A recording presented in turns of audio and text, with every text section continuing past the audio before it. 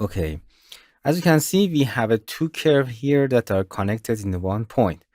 For example, we want to change the shape of this curve without distributing or changing the smooth tangent between these curve. In this case, we use adjust and bulge. Select the tools, as you can see, tells you select the curve or the surface edge.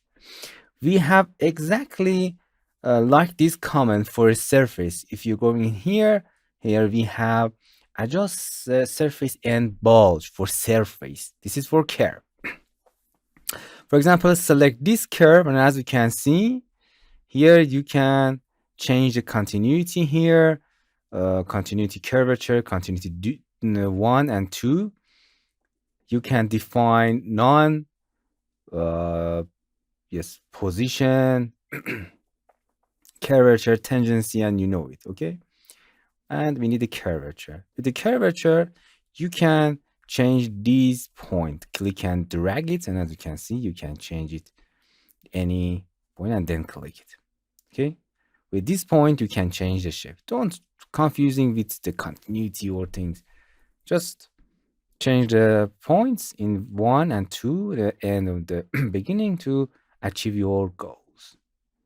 And then, and as you can see in this point, we have these nice tangents.